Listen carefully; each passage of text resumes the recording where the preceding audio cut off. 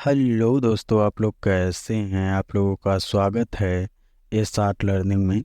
इस चैनल के माध्यम से आप लोगों को डेली डिक्टेशन और आउटलाइन प्रोवाइड किया जाता है। यदि आप लोगों को इस डिक्टेशन का आउटलाइन चाहिए तो वीडियो में लिंक दिया गया है, वहां से जा कर के आप लोग अच्छे से देख लें। और ये डिक्टेशन दैनिक जागरण से 40 वर्ड प्रति मिनट स्टार्ट होगा 5 सेकेंड बाद। स्टार्ट।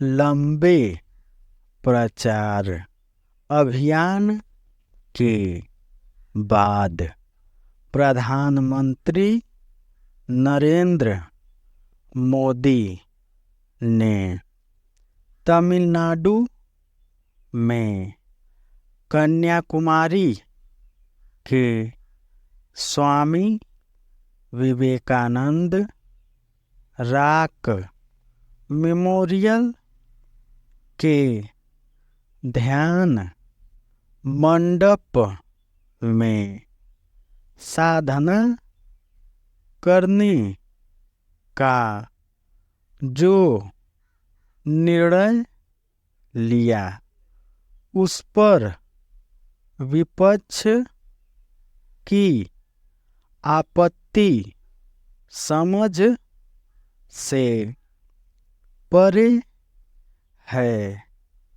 किसी विपक्षी नेता को यह लग रहा है कि प्रधानमंत्री के ध्यान लगाने के फैसले से मतदान के अंतिम चरण में भाजपा के पक्ष में कुछ प्रभाव पड़ सकता है, तो किसी ने यह सुझाव दिया कि उन्हें ध्यान करने के बजाय आराम करना चाहिए, क्योंकि 4 जून को उनकी सत्ता जाने वाली है। क्या प्रधानमंत्री ने किसी विपक्षी नेता से यह सुझाव मांगा था कि चुनाव प्रचार के बाद उन्हें क्या करना चाहिए अथवा कहाँ पर ध्यान लगाना चाहिए। कुछ विपक्षी नेता इस नतीजे पर भी पहुंच गए कि प्रधानमंत्री का ध्यान लगाना आदर्श चुनाव आचार संहिता का उल्लंघन है। किसी ने नहीं बताया कि आखिर चुनाव प्रचार के उपरांत किसी नेता की ओर से ध्यान लगाना आदर्श चुनाव आचार संहिता का उल्लंघन कैसे है?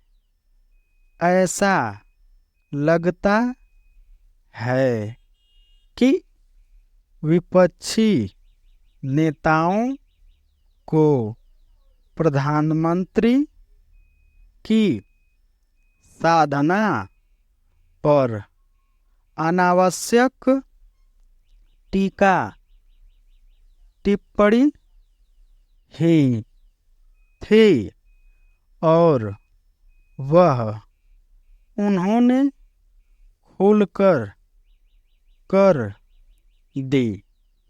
ऐसा करके उन्होंने एक तरह से प्रधानमंत्री का काम आसान ही कर दिया, क्योंकि उनकी निरर्थक आपत्तियों के चलते देश भर में यह चर्चा होने लगी कि पीएम के ध्यान लगाने से विपक्ष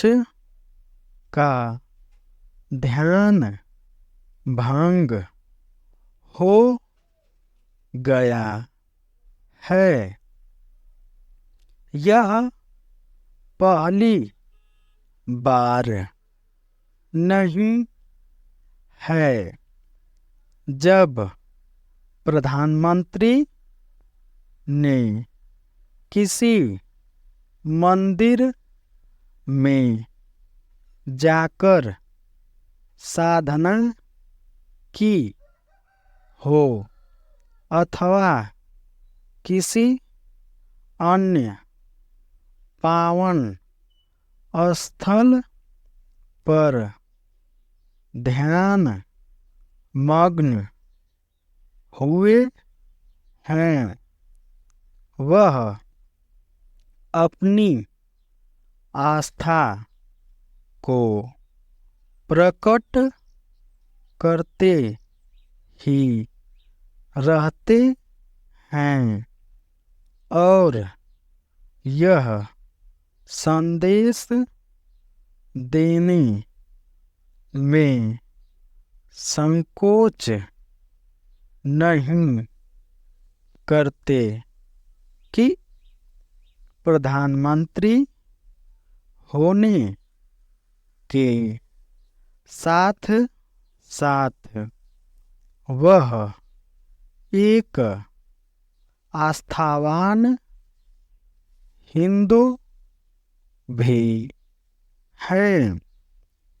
वह पूरे विधि विधान से पूजा अर्चना करने के लिए जाने जाते हैं और यदि विपक्षी नेता इससे परिचित नहीं तो यह उनका ही दोष है। आखिर विपक्षी नेता यह कैसे भूल गए कि पिछले आम चुनाव के बाद भी प्रधानमंत्री ने उत्तराखंड की एक गुफा में लगभग 18 घंटे ध्यान किया था। इस बार वह स्वामी विवेकानंद के नाम वाले स्मारक में करीब 45 घंटे ध्यानरत रहेंगे। यह कोई छिपी बात नहीं कि वह स्वामी विवेकानंद के जीवन से प्रेरणा प्राप्त करते रहे हैं। विपक्ष को इससे भी अवगत होना चाहिए कि प्रधानमंत्री अपनी जीवन शैली के माध्यम से देश में आध्यात्मिक चेतना जगाने का भी प्रयास करते रहते हैं। क्या यह कोई अनुचित बात है? प्रधानमंत्री की ध्यान साधना पर वही आपत्ति जता सकता है जिससे ध्यान की महत्ता का पता न हो। ध्यान केवल मानसिक शांति का ही उपाय नहीं, बल्कि वह आध्यात्मिक रूप से भी एक प्रभावशाली प्रक्रिया है। ध्यान व्यक्ति को जीवन की चुनौतियों और संघर्षों के बीच स्थिर बनाता है। अच्छा, तो यह होगा कि भारतीय राजनीति में आध्यात्मिक चेतना का कुछ समावेश हो ताकि वह कलह से मुक्त हो सके।